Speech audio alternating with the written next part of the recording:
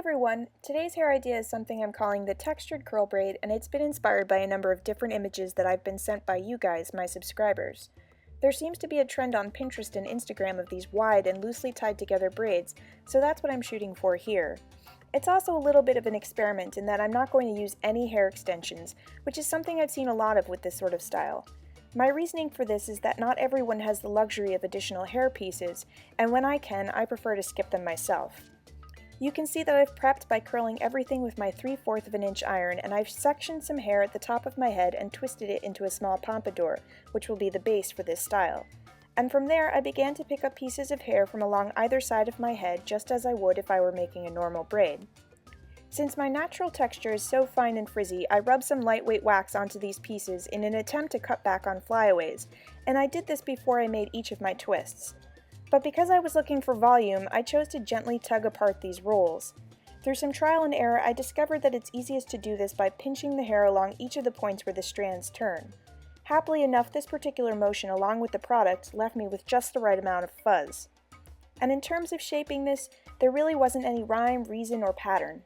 Sometimes I crisscrossed the twists, other times I simply rolled the section into a ball.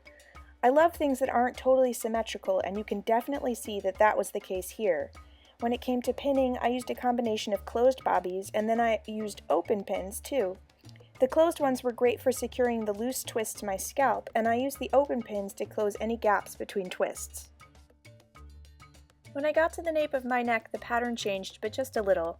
I suppose I could have continued with the bobby pins back and forth, but I've never thought that this is a realistic way of holding loose hair together. After all, the wear and tear of everyday movements easily shifts any pins in a braid down one's back. And who wants to get stuck with one in their shoulder anytime they sit down? So instead, I used a few small elastics to tie hair together. I'd take a small twist from the right and attach it to a section on the left, and then I'd take one from the left and fix it to a piece on the right. Another alternative could be a simple rope braid, since it kind of keeps in theme with twisted hair.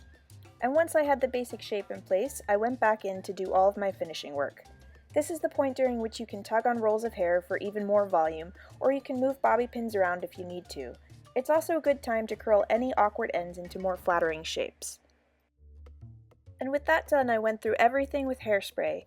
I particularly focused on the front pompadour.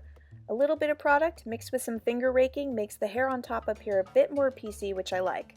And then voila, I was finished!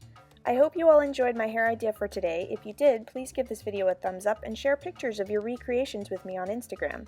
Until next time, have fun and keep braiding! Bye!